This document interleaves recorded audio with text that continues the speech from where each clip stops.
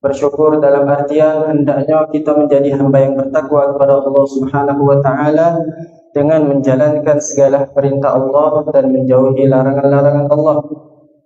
Bersyukur dalam artian hendaknya kita memanfaatkan dan menggunakan nikmat-nikmat yang Allah taala berikan kepada kita untuk hal-hal yang diridhai oleh Allah Subhanahu wa taala. Di antara sekian banyak nikmat-nikmat yang Allah taala telah berikan kepada kita, di sana ada nikmat-nikmat yang besar yang Allah Ta'ala berikan kepada kita. Di antaranya nikmat Islam, nikmat iman, nikmat kesehatan, nikmat waktu luang, nikmat taufik dan hidayah. Kalau bukan karena taufik dan hidayah dari Allah Subhanahu wa Ta'ala, maka kita sebagai seorang hamba tidak akan mampu untuk melaksanakan, untuk melakukan satu pun daripada ibadah, tidak akan mampu untuk melaksanakan, untuk melakukan satu pun daripada ketaatan. Al-Imam Al-Haddad beliau mengatakan bitaufiqihi sara al-muti'u muti'uhu wa khalafa bil khidlani kullu muwafiqi. Karena sebab taufik dari Allah, seorang hamba itu bisa melakukan ketaatan. Kalau bukan karena taufik dari Allah, maka seorang hamba itu tidak akan mampu untuk melakukan ketaatan kepada Allah Subhanahu wa taala. Dan kita juga patut bersyukur Allah Subhanahu wa taala masih memberikan kepada kita kesempatan, masih memberikan kepada kita keluangan waktu, masih menggerakkan hati kita, masih memberikan kepada kita semangat agar kita melangkahkan kaki kita menuju masjidnya Allah Subhanahu wa taala dalam rangka melaksanakan salat subuh secara berjamaah. Ketahuilah bahwasanya kalau orang munafik itu ketika dia pengen melakukan ibadah, dia bakalan merasakan beban yang sangat berat ketika dia pengen melaksanakan ibadah. Dan dari seluruh ibadah, yang paling berat dilakukan oleh orang-orang munafik adalah ketika mereka pengen melaksanakan salat. Di dalam Al-Quran Allah Subhanahu wa taala berfirman, "Wa idza qamu ila as-salati qamu kusala yura'una an-nasa wa la yadhkuruna Allah illa qalila." Orang-orang munafik itu kalau mereka pengen mendirikan salat, mereka itu merasa ada beban yang sangat berat yang pengen mereka lakukan. Berbeda dengan orang mukmin. Kalau orang mukmin ketika pengen melaksanakan salat, mereka merasakan ketentraman, kenyamanan di dalam hatinya. Tapi kalau sebaliknya orang munafik merasakan beban yang sangat berat ketika mereka pengen melaksanakan salat. Dan dari seluruh salat wajib ataupun salat sunnah, yang paling berat dilakukan oleh orang-orang munafik adalah salat Isya dan salat subuh, sebagaimana yang disabdakan oleh Rasulullah sallallahu alaihi wasallam. Qala Rasulullah sallallahu alaihi wasallam, "Afdhalus salati 'ala al-munafiqin salatul Isya wa salatul Fajr. Walau ya'lamuna ma fihima la'atawhuma walau habwan." Atau kama qala Nabi sallallahu alaihi wasallam. Rasulullah sallallahu alaihi wasallam bersabda, salat yang paling berat yang dilakukan oleh orang-orang munafik adalah salat Isya dan salat subuh. Padahal kata Rasulullah, walau ya'lamuna ma fihima, kalau mereka tahu betapa besar keutamaan, betapa besar pahala yang telah Allah sediakan bagi orang-orang yang melaksanakan salat Isya dan salat subuh, apalagi secara berjamaah, apalagi melaksanakannya di masjid, pasti kata Rasulullah, la atauhuma walau habwan. Pasti mereka orang-orang munafik bakalan berlomba-lomba melaksanakan salat Isya dan salat subuh walaupun dalam keadaan merangkak. Jadi ini merupakan nikmat yang Allah Ta'ala berikan kepada kita yang patut kita syukuri. Kemudian beruntunglah juga bagi orang-orang yang suka, yang gemar, yang senang melangkahkan kakinya menuju masjid-masjidnya Allah pada malam hari, pada saat gelap gulita. Di dalam hadis Rasulullah sallallahu alaihi wasallam bersabda, "Basyiril masya'ina fil dhulami ila al-masajid bin nuri at-tammi yaumil qiyamah."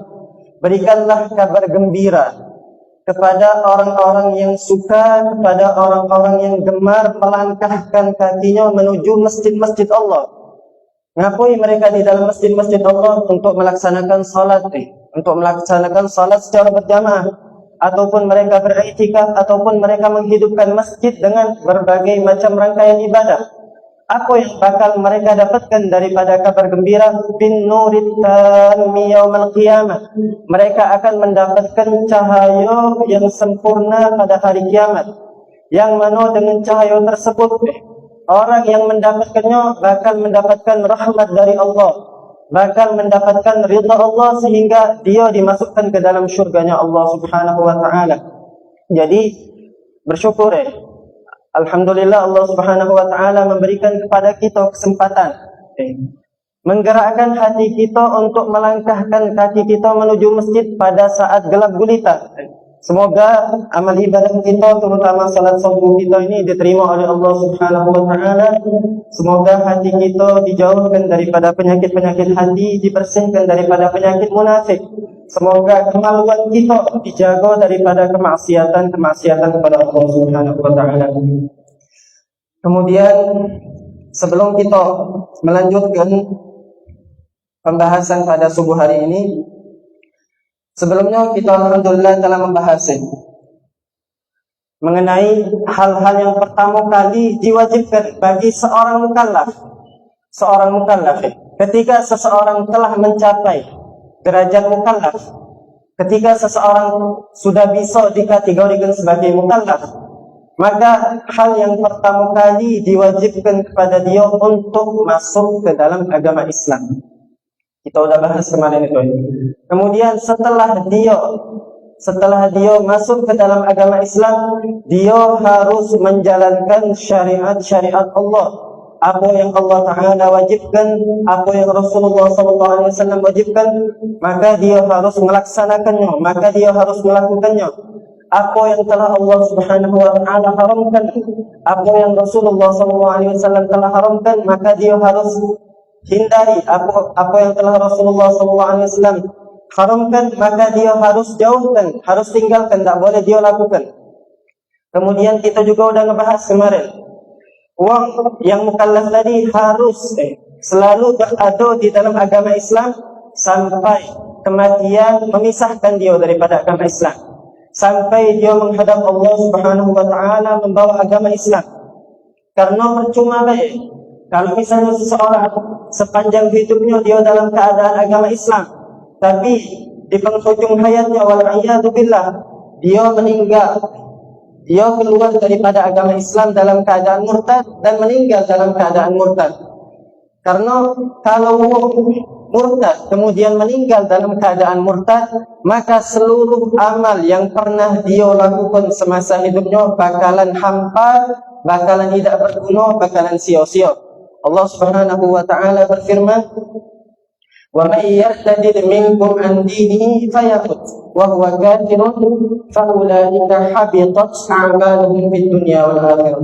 Barang siapa yang murtad di antara kalian, barang siapa yang keluar daripada agama Islam di antara kalian, kemudian dia meninggal dalam keadaan murtad, maka orang tersebut dikategorikan sebagai orang yang kafir. Kemudian tidak sampai di situ. Apa dia? Kemudian amal yang pernah dia lakukan semasa hidup dia ketika dia Islam bakalan menjadi sia-sia. Dan mereka inilah adalah orang-orang yang merugi di dunia dan di akhirat. Kemudian juga kita kemarin sudah membahas mengenai termasuk hal yang pertama kali harus dilakukan oleh mukallaf. Hal yang pertama kali harus diketahui, harus diyakini, harus diimani, dan harus diucapkan oleh seorang mukallaf. Kalau misalnya dia terlahir dari wong tua yang non-muslim, dari wong tua yang kafir, ketika anak tersebut telah mencapai batasan mukallaf, maka dia harus mengucapkan seketika itu juga dua kalimat syahadat.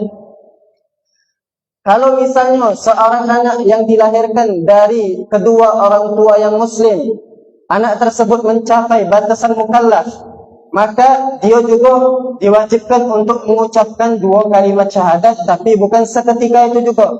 Diwajibkan kepada seorang anak yang muslim yang telah mencapai batasan mukallaf mengucapkan dua kalimat syahadat itu pada setiap salat, baik salat wajib ataupun salat sunnah. Karena termasuk salah satu rukun daripada rukun-rukun salat itu ada at-tasyahhudul akhir. Tasyahud akhir. Isi daripada tasyahud akhir itu diantaranya apa? Asyhadu an la ilaha illallah wa asyhadu anna Muhammadar Rasulullah. Maka wajib bagi setiap muslim di dalam salatnya mengucapkan dua kalimat syahadat. Barang siapa ketika dia salat tidak mengucapkan dua kalimat syahadat, maka salatnya tidak sah, maka salatnya tidak diterima oleh Allah Subhanahu wa taala. Kemarin juga kita sudah membahas arti daripada kesaksian kita bahwasanya tiada Tuhan selain Allah, dan insyaallah pada hari ini kita akan membahas arti daripada kesaksian bahwasanya Nabi Muhammad sallallahu alaihi wasallam adalah utusan Allah.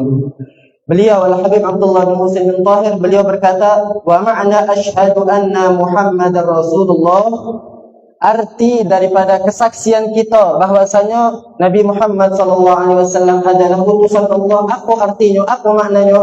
Anta alama wa ta'taqida wa tusaddiqa wa tu'mina.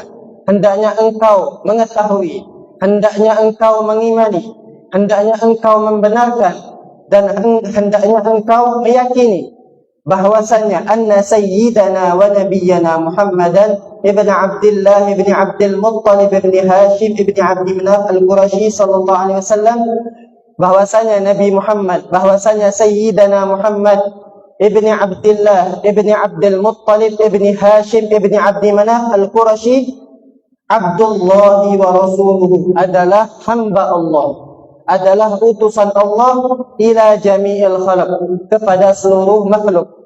Bahwasanya Rasulullah SAW Allah Subhanahu wa taala utus untuk sebagai rahmatan lil alamin. Kemudian apa yang dimaksud dengan rasul? Apakah rasul sama nabi itu sama? Apakah rasul sama nabi itu berbeda? Nah, dalam permasalahan ini definisi daripada nabi dan rasul itu sebenarnya sama baik. Cuma ada sedikit baik yang membedakan. Definisi daripada nabi dan rasul itu adalah huwa insanun zakarun hur. Definisi daripada nabi dan rasul adalah, yang pertama syaratnya, seorang nabi dan rasul itu insanun, seorang manusia. Jadi tidak mungkin ada seorang nabi, tidak mungkin ada seorang rasul dari bangsa selain manusia, baik dari malaikat ataupun dari jin ataupun dari hewan ataupun dari tumbuhan ataupun dari benda mati. Tidak mungkin ada yang menjadi seorang nabi dan seorang rasul, karena tugas seorang nabi dan seorang rasul itu diutus untuk berdakwah kepada manusia. Jadi syarat pertama seorang nabi dan rasul ini, yang pertama manusia, yang kedua hurun, merdeka, bukan hamba sahaya, bukan budak.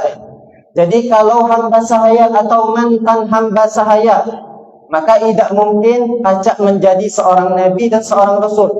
Makanya Sayyiduna Luqman Al-Hakim yang sama-sama kita kenal, beliau adalah seorang yang sangat bertakwa, seorang yang sangat tinggi kualitas imannya, seorang yang sangat soleh, seorang yang sangat bijaksana.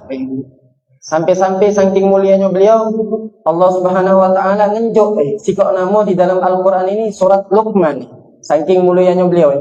Tapi beliau ini bukan seorang nabi, bukan seorang rasul, karena beliau ini mantan daripada hamba sahaya. Jadi syarat kedua seorang nabi dan rasul adalah orang yang merdeka, bukan hamba sahaya. Syarat yang ketiga apa? Zakarun, harus laki-laki, bukan seorang perempuan.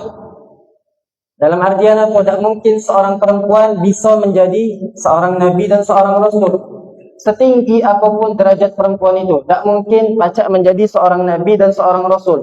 Makanya Sayyidatuna Maryam bintu Imran, ibu daripada Sayyidina Isa, Nabi Isa alaihissalam, beliau itu bukan seorang nabi, padahal derajat beliau sangat tinggi di sisi Allah Subhanahu wa taala. Begitu pula Sayyidatuna Asiyah bintu Muzahim, istri daripada Fir'aun. Beliau ini sangat bertakwa kepada Allah, tapi beliau juga bukan seorang nabi dan bukan seorang rasul. Begitu pula Sayyidatuna Khadijah, istri Rasulullah, dan begitu pula Sayyidatuna Fatimatus Zahra, beliau juga bukan seorang nabi dan bukan juga seorang rasul. Jadi setinggi apapun seorang perempuan derajatnya di sisi Allah, mereka tidak akan mampu mencapai derajat Nabi dan seorang Rasul. Kemudian syarat yang keempat, agar seseorang sah untuk menjadi seorang Nabi dan seorang Rasul, insanun hurrun dzakarun salimun an munaffirin tab'an. Hendaknya seorang Nabi dan seorang Rasul ini terhindar, suci dan bersih daripada hal-hal yang membuat dia ini, yang membuat orang lain lari daripada dia. Jadi seorang Nabi dan seorang Rasul tidak mungkin memiliki sifat yang membuat orang lain ini lari, menghindar dan merasa jijik daripada dia. Tidak mungkin. Jadi tidak mungkin seorang Nabi dan seorang Rasul memakai baju yang compang-camping, kotor, dekil. Tak mungkin. Tak mungkin seorang Nabi, seorang Rasul itu memiliki aroma yang tidak sedap. Tak mungkin.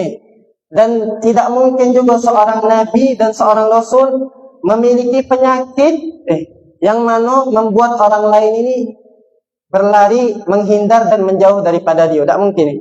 Jadi syarat keempat seorang Nabi dan seorang Rasul, dia harus terhindar, harus suci daripada sifat-sifat yang membuat orang lain ini menjauh daripada dia. Syarat yang kelima, wa'an dana'ati abin.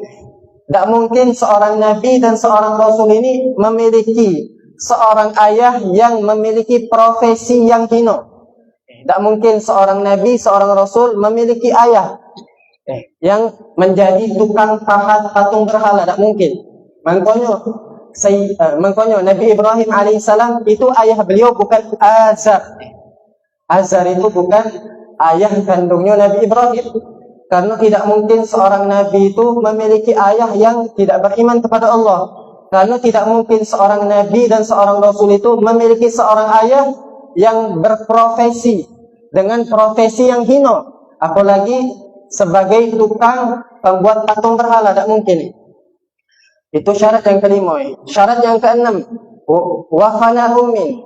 Tidak mungkin seorang Nabi dan seorang Rasul memiliki ibu yang tukang zina. Tak mungkin. Wal'iyadzubillah, tak mungkin.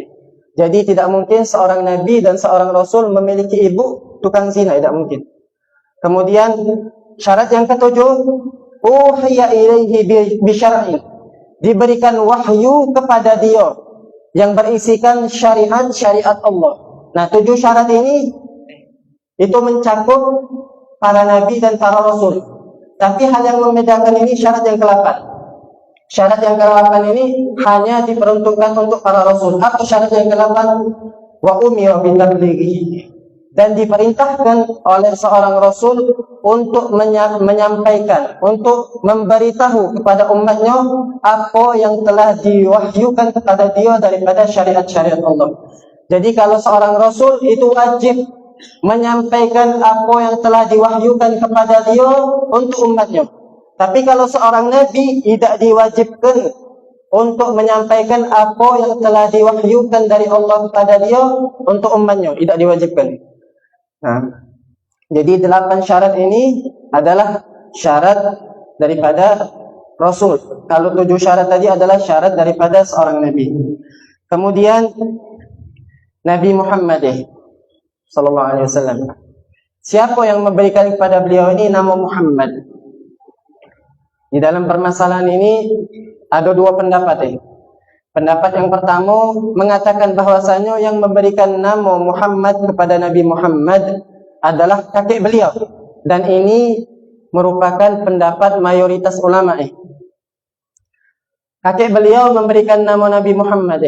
Kemudian tatkala beliau, kakek beliau, Sayyidina Abdul Muttalib memberikan nama Muhammad kepada Nabi Muhammad, ditanya sama orang Mekah, wahai Abdul Muttalib, mengapa engkau memberikan nama kepada cucumu ini dengan nama Muhammad?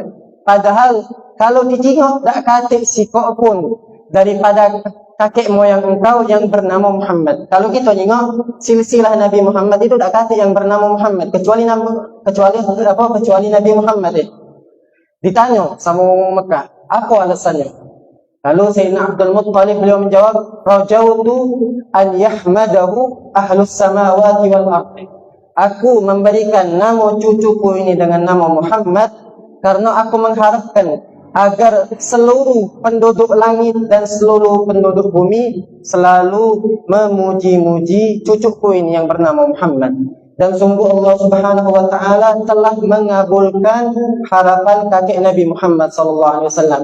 Bahkan bukan cuma seluruh penduduk langit dan seluruh penduduk bumi yang mengidolakan Nabi Muhammad, yang memuji-muji Nabi Muhammad, tapi Rabbul Alamin Allah Subhanahu wa taala selalu meninggikan nama Nabi Muhammad sallallahu alaihi wasallam. Di dalam Al-Qur'an Allah Subhanahu wa taala berfirman, "Wa rafa'na laka dzikraka." Sungguh telah kami tinggikan, telah kami angkat penyebutanmu wahai Muhammad. Allah Subhanahu wa taala berfirman seperti itu. Makanya Allah Subhanahu wa taala selalu menggandeng dan membarengkan nama Nabi Muhammad dengan nama Allah Subhanahu wa taala. Tak ganti nama makhluk yang digandengkan, yang disandingkan dengan nama Allah kecuali Nabi Muhammad sallallahu alaihi wasallam. Itu pendapat pertama yang mengatakan bahwasanya yang memberikan nama Nabi Muhammad dengan nama Muhammad adalah kakek beliau. Pendapat yang kedua yang mengatakan bahwasanya yang memberikan nama Nabi Muhammad dengan nama Muhammad adalah ibu beliau, Sayyidatuna Aminah. Sayyidatuna Aminah, beliau mengandung Nabi Muhammad itu selama 9 bulan. Dan di setiap bulannya beliau bermimpi bertemu dengan 9 nabi. Di bulan pertama beliau bermimpi bertemu dengan Nabi Adam. Di bulan kedua beliau bermimpi bertemu dengan Nabi Idris. Di bulan ketiga beliau bermimpi bertemu dengan Nabi Nuh. Di bulan keempat beliau bermimpi bertemu dengan Nabi Ibrahim. Di bulan kelima beliau bermimpi bertemu dengan Nabi Ismail. Di bulan keenam beliau bermimpi bertemu dengan Nabi Musa. Di bulan ketujuh beliau bermimpi bertemu dengan Nabi Daud. Di bulan ke-8 beliau bermimpi bertemu dengan Nabi Sulaiman. Dan terakhir di bulan 9 beliau, ibu Rasulullah Sayyidatuna Aminah, bermimpi bertemu dengan Nabi Isa. Dan 9 nabi ini, masing-masing daripada nabi ini berwasiat pada Sayyidatuna Aminah, sebagaimana yang diceritakan dan dikisahkan oleh Al-Imam Ahmad bin Ali di dalam maulidnya Syaraful Anam, Maulid Syaraful Anam. Beliau mengatakan, wa kullu wahidin yaqulu laha fi nawmiha, ya Aminah, idza wada'ti syamsal falahi wal huda fasammihi Muhammadan. Di dalam Maulid Syaraful Anam beliau mengisahkan 9 nabi ini berwasiat kepada Sayyidatuna Aminah, ya Aminah, wahai Aminah, idza wada'ti syamsal falahi wal huda, apabila engkau telah melahirkan sumber daripada kebahagiaan dan sumber daripada hidayah, yaitu Nabi Muhammad, fasammihi Muhammada, maka berilah nama kepada bayi tersebut dengan nama Muhammad sallallahu alaihi wasallam.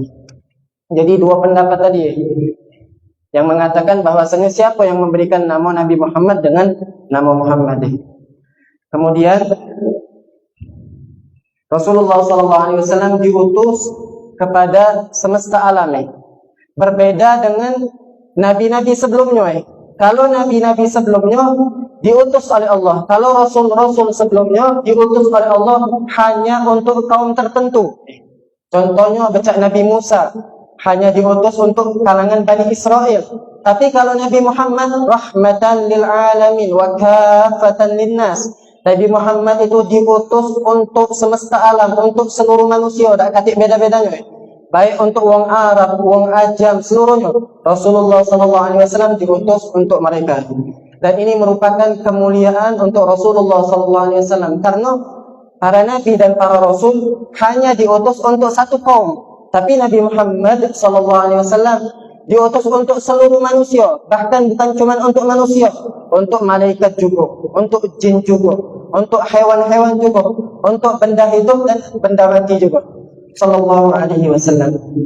Kemudian kata Al-Habib Abdullah bin Husain bin Tahir, wulida di Makkah. Rasulullah sallallahu alaihi wasallam dilahirkan di kota Makkah. Nah, kota Makkah ini banyak nama-nama kota Makkah. Ada namanya Makkah, ada namanya Bakkah. Sebagaimana yang difirmankan oleh Allah, inna awwala baitin wudi'a lin-nasi lalladzi bi Bakkah mubarak. Itu penyebutan kota Mekah. Yang kedua Makkah. Yang kedua Ummul Qura. Ummul Qura itu nama Mekah juga. Kemudian nama Mekah yang keempat ada namanya Wadi. Sebagaimana yang difirmankan oleh Allah Subhanahu wa taala menceritakan perkataan Nabi Ibrahim tatkala beliau membawa istri dan anak beliau ke kota Makkah, beliau mengatakan apa? Rabbana inni askantu min dzurriyyati biwadin ghairi di zar'in. Termasuk daripada nama kota Makkah adalah Wadi. Kemudian termasuk daripada nama kota Makkah adalah Al-Baladil Amin. Sebagaimana yang difirmankan oleh Allah, Wattini waszaitun wa turi sinin wa hadzal baladil amin. Nah, kemudian para ulama sepakat bahwasanya kota Mekah dan kota Madinah adalah tempat yang paling mulia yang Allah ciptakan di atas muka bumi. Jadi kota yang paling mulia itu kota Mekah dan kota Madinah, baru setelahnya kota Palestina. Tapi para ulama berselisih dan berbeda pendapat mengenai mana yang lebih mulia, kota Mekah atau kota Madinah. Paling tidak di sini ada dua pendapat. Pendapat yang pertama, dan ini merupakan pendapat mayoritas ulama, mereka mengatakan bahwasanya kota Mekah ini lebih mulia dan lebih unggul daripada kota Madinah. Karena banyak alasan nih. Di antaranya apa? Kota Mekah ini tempat kelahiran Nabi Muhammad. Kota Mekah ini tempat tumbuhnya Nabi Muhammad. Kota Mekah ini tempat diangkatnya Nabi Muhammad sebagai Nabi dan Rasul. Kota Mekah ini menjadi tempat berkeluarganya Nabi Muhammad dengan Sayyidatuna Khadijah. Di dalam kota Mekah terdapat Baitullah, terdapat Ka'bah, terdapat Hajar Aswad, terdapat Maqam Ismail, terdapat Hijr Ismail atau Khatim disebutnya, terdapat Rukun Yamani. Di dalam kota Mekah juga terdapat Bi'ir Zamzam, sumur Zamzam. Di dalam kota Mekah juga terdapat Safa wal Marwah. Jadi penyebab-penyebab ini menjadikan kota Mekah ini menjadi kota yang paling mulia, bahkan mengalahkan kota Madinah. Ini pendapat mayoritas ulama. Kalau pendapat kedua mengatakan bahwasanya kota Madinah ini lebih mulia daripada kota Mekah, karena Rasulullah SAW dikuburkan di kota Madinah. Nah, tapi menurut ulama yang berpendapat pertama tadi, yang mengatakan bahwasanya kota Mekah itu lebih mulia secara umum daripada kota Madinah, mereka mengecualikan apa? Ada sikap tempat di kota Madinah yang lebih mulia daripada kota Mekah, lebih mulia daripada kota Mekah seisinya, bahkan lebih mulia daripada Ka'bah sekalipun. Apa sifat tempat yang ada di Madinah yang lebih mulia daripada kota Mekah tersebut? Yaitu tempat dikuburkannya Rasulullah SAW. Jadi tempat yang paling mulia yang ada di atas muka bumi ini apa? Tempat yang mana di situ dikuburkan jasad Rasulullah SAW. Nah, kemudian di dalam hadis Rasulullah SAW bersabda, jikalau seorang muslim, jikalau seorang mukmin baru ada keinginan pengen melaksanakan kebaikan, tapi tidak kesampaian, entah itu dia meninggal atau tidak ada kesempatan setelahnya, tetap Allah unjuk kebaikan, sikok kebaikan. Apabila seorang muslim punya niat, punya kemauan pengen melakukan kebaikan, kemudian dia melaksanakannya, maka Allah Subhanahu wa taala akan memberikan kepada dia pahala menjadi 10 pahala, dilipat gandakan menjadi 700 pahala, dilipat gandakan menjadi bilangan-bilangan yang tidak terhitung. Tapi kebalikannya, kalau misalnya seorang hamba ada keinginan, ada niat, pengen melaksanakan, pengen melakukan maksiat, wal'iyadzubillah, kemudian tidak kesampaian, tidak jadi dia melaksanakan maksiat, tidak jadi melakukan maksiat, maka Allah Subhanahu wa taala berikan kepada dia sikap kebaikan. Bayangkan nih, saking rahmatnya Allah kepada kita. Seharusnya ketika seorang hamba ada keinginan pengen melakukan maksiat dan tidak kecapai, tetap dihitung maksiat. Tapi saking sayangnya Allah, saking kasih sayangnya Allah kepada hambanya, ketika seorang hamba berniat pengen melaksanakan maksiat, berniat pengen melakukan maksiat, kemudian tidak kesampaian, maka Allah Subhanahu wa taala unjuk kepada dia sikok pahala.